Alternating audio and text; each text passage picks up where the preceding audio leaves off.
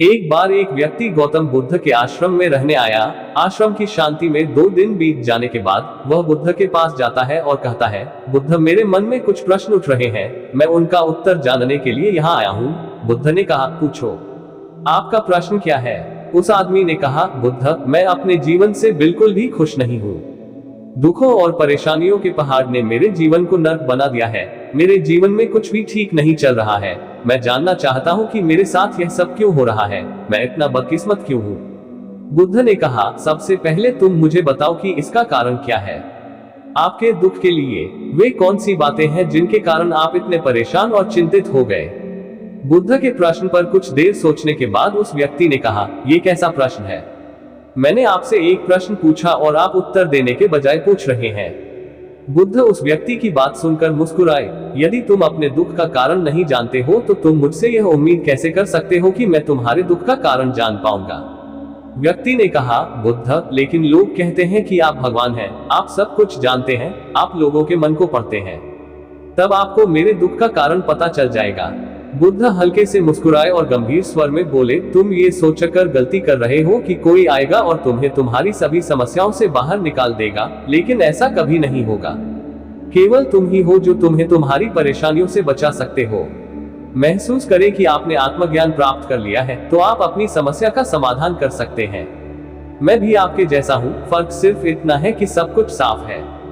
जिस दिन आपके जीवन की सभी समस्याएं दूर हो जाएंगी, उसी दिन से आपकी भी समस्या के लिए बुद्ध के पास जाने की जरूरत नहीं पड़ेगी। बुद्ध ने उस व्यक्ति से पूछा, क्या तुमने कभी किसी फूल को ध्यान से देखा है? यह सुनकर वह व्यक्ति आश्चर्यचकित हो गया और बोला, बुद्ध, फूल तो एक साधारण सी चीज है, इसे तो सभी ने देखा है। बुद्ध ने कहा, फूल एक कली है, सुबह अंधेरा होता है, दिन के उजाले में फूल बन जाता है, शाम को मुरझा जाता है। यदि फूल केवल इसी बात की चिंता करता है तो शाम तक उसे मुरझाकर गिरना ही पड़ता है, वह कभी खिल नहीं पाएगा। इस तरह अगर आप केवल अपने दुखों के बारे में ही सोचेंगे तो आप कभी खुश नहीं रह पाएंगे। इसलिए मैं आपको बताना चाहता हूं कि आपके जीवन में अभी भी बहुत सी चीजें हैं जिनके बारे में अगर आप बारीकी से देखें तो आप अभी भी खुश हो सकते हैं। आप उनके बारे में सोचकर मुस्कुरा सकते हैं, आप अंदर से खुश हो सकते हैं। आप अपने जीवन की कमजोरी के बजाय अपने जीवन के सर्वश्रेष्ठ पर ध्यान केंद्रित करें। यदि आप अपने जीवन में खुशी चाहते हैं तो आपको इस शाश्वत नियम का पालन करना होगा, अच्छे पर ध्यान देना होगा और जीवन में सकारात्मक चीजें।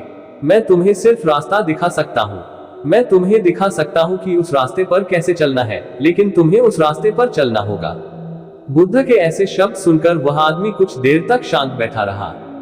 फिर उसने कुछ सोचा और कहा, लेकिन बुद्ध, मैं चलता हूँ, एक बात समझ नहीं आ रही, क्या मेरा पूरा जीवन एक ही तरीके से हल हो सकता है? बुद्ध ने बहुत धीरे से उत्तर देना शुरू किया, मान लीजिए कि कोई भविष्यवक्ता आपको बताता है कि आज शाम तक आपकी मृत्यु निश्चित है। ये जानकर आपको उन बातों की चिंता होगी जिनके बारे में आप अभी चिंता कर रहे थे। आपको याद भी नहीं होगा कि किस तरह की परेशानियां हैं और किस बात की चिंता कर रहे हैं। आप उस वक्त सिर्फ उस हकीकत के बारे में सोच रहे होंगे जिसे लोग मौत कहते हैं। अचानक आपको एहसास होगा कि जिन छोटी छोटी चीजों को आप उसकी सबसे बड़ी परेशानियां कहते थे, वह कुछ भी नहीं।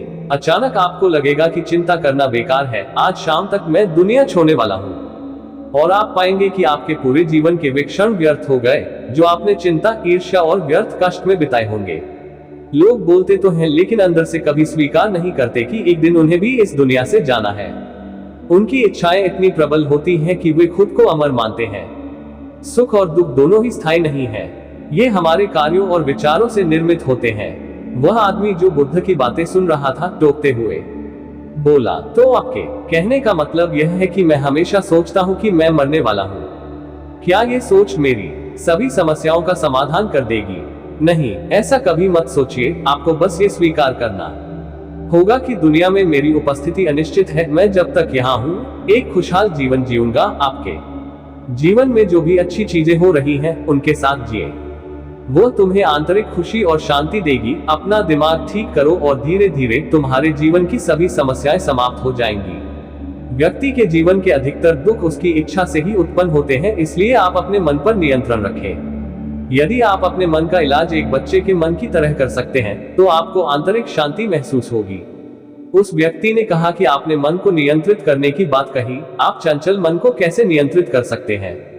बुद्ध ने कहा कि सबसे पहले तुम्हें सुख और दुख के बीच अंतर समझना होगा। आपको सबसे पहले ये जानना होगा कि आपके लिए खुशी और दुख का क्या मतलब है। इसके बाद अभ्यास के द्वारा अपने मन को इस प्रकार तैयार करना है कि आप न तो खुशी के मौके पर ज्यादा खुश हो और न ही दुखी होने पर ज्यादा दुखी हो। आपको खुद को पूरी तरह से मध्य में रखने का प्रयास करना होगा, जिसे मैं मध्यम मार्ग कहता हूँ। यदि आप अपने जीवन में गहराई से उतरेंगे और यह पता लगाने का प्रयास करेंगे कि क्या चीज आपको खुश करती है और क्यों, तो अंत में आपको केवल एक ही उत्तर मिलेगा कि आप आपके सभी दुखों का कारण है। आपकी इच्छा, आसक्ति, इच्छा, ये सब आपके मन द्वारा निर्मित है। इसलिए यदि आप अपने मन पर नियंत्रण कर लेंगे तो आपके सभी दुख समाप्त हो जाएंगे। गौतम बुद्ध ने उस व्यक्ति से कहा कि यदि आप एक और छोटा सा काम करेंगे तो आप देखेंगे कि आपके जीवन के सभी दुख हमेशा के लिए समाप्त हो जाएंगे। बुद्ध के मुख से ऐसे वचन सुनकर वह व्यक्ति उत्तेजित हो न गया और बोला, मुझे उसके लिए क्या करना होगा। बुद्ध के मुख से ऐसे शब्द सुनकर वह व्यक्ति उत्तेजित हो न गया और बोला, मुझे उसके लिए क्या करना होगा। बुद्ध ने कहा कि तुम अगले 2 दिनों तक किसी से बात नहीं करोगे और कागज लेकर आशाराम के एकांत स्थान पर बैठ गए। आपको वहां बैठकर उन दुखों के बारे में सोचना और लिखना है जो आपकी परीक्षा ले रहे हैं, और उनका कारण भी लिखना है। और दूसरे पेज पर आपको थोड़ी सी खुशी लिखनी है और यह भी लिखना है कि आपको ये खुशी क्यों है। जल्दबाजी करने की कोई जरूरत नहीं है, आपके पास बहुत समय है, आप आराम से सोच सकते हैं। जाओ और सोचो और आराम से लिखो। उस आदमी ने बुद्ध को प्रणाम किया और आश्रम के कोने में बैठ न गया। 2 दिन बाद वह कुछ लेकर बुद्ध के पास वापस आया, उसके हाथ में कागजात। उसे देखकर बुद्ध ने कहा, सबसे पहले तुम कागज से अपना दुख पढ़कर सुनाओ। व्यक्ति ने सबसे पहले अखबार पढ़ना शुरू किया। मेरे परिवार के सदस्य अमीर हैं, लेकिन मैं गरीब हूँ और काम करता हूँ। मैं अपने काम में अमीर नहीं हूँ और मैं अपने काम में सहज हूँ और मेरी तुलना दूसरों से की जाती है। व्यक्ति ने आगे पढ़ना शुरू किया। दूसरा, मेरे पड़ोस में बहुत से लोगों ने बचत की है, लेकिन मेरे पास बचत के नाम पर कुछ भी नहीं है। इसका पहला कारण यह है कि मैं काम कम जानता हूँ, लेकिन खर्च बहुत करता हूँ। आज मेरे पास बचत के नाम पर कुछ भी नहीं है। मेरी पत्नी काफी समय से बीमार है और उसकी बीमारी का कारण मैं हूँ। मेरी लापरवाही के कारण मैं उसे कभी किसी डॉक्टर के पास नहीं ले गया। मैंने इसे भाग्य पर छोड़ दिया। शायद यह मेरी अपमानजनक इच्छा थी कि अगर मैं बीमारी से मर जाऊं तो मैं एक खूबसूरत महिला से शादी करूंगा। चौथा, मैं मन में फ्री पैसे पाने के बारे में सोचता रहता हूँ, परंतु योजना पूरी नहीं होती। मैं दुख के सागर में डूब जाता हूँ, फिर ये दुख मुझसे सहन नहीं होता और इसका कारण मैं ही हूँ। मुझे पता है कि मेरे पास अल्कोहल पीने के लिए पैसे नहीं हैं, फिर भी मैं इसे पीता हूँ। मैं अपना दिन खुशी से जीता हूँ, लेकिन ऐसा करने में सक्षम नहीं होने पर देखता रहता हूँ। बुद्ध, ये मेरे जीवन के सबसे बड़े दुख हैं और गहराई से सोचने के बाद मैंने पाया कि कई उनमें से मेरे कार्यों और मेरे विचारों के कारण हुआ। ये सुनने के बाद आपने मुझे खुशी का पेपर पढ़कर सुनाया। पिछले 2 दिनों में मैंने जो कुछ भी महसूस किया वैसा मैंने अपने जीवन में कहीं भी अनुभव नहीं किया। पिछले 2 दिनों में मुझे एहसास हुआ कि वास्तविक शांति और आनंद कितना महान है और मैं इसका अनुभव करके बहुत खुश हूँ। मेरी खुशी के कारणों की सूची बहुत लंबी है, इसे पढ़ने और समझने में बहुत समय लगेगा। उस व्यक्ति के मुंह से ऐसी बातें सुनकर वह व्यक्ति मुस्कुराया और बोला, सिर्फ आपके लिए ही नहीं बल्कि हम सभी के लिए कारण एक ही है। वह व्यक्ति अपना बहुत सारा समय बर्बाद करता है। आप दुख का कारण ढूंढने में लगे हैं। हमारा जीवन भी एक तरह से सुख, शांति और आनंद की तिजोरी है। बुद्ध ने उस व्यक्ति से कहा कि खुशी के सभी कारणों को साझा करने की जरूरत नहीं है, तुम उनमें से कुछ का पाठ कर सकते हो। वह व्यक्ति बड़ी मुस्कुराहट के साथ पढ़ने लगा, पहली खुशी क्योंकि मैं जीवित हूँ और दुनिया में रह रहा हूँ और मैं स्वस्थ हूँ। मेरे माता पिता, एक पत्नी और 2 बच्चे हैं। ऐसे ही मेरे पिता के पास कई अनमोल खजाने हैं, जैसे मेरे माता पिता का प्यार, मेरी पत्नी का प्यार, मेरे बच्चों का प्यार और एक पिता की खुशी। दूसरा कारण यह है कि मैं कड़ी मेहनत कर सकता हूँ, मैं कोई भी काम कर सकता हूँ। आपकी आय में कोई बाधा नहीं आ सकती और आप अपने परिवार की सभी जरूरतों को पूरा कर सकते हैं।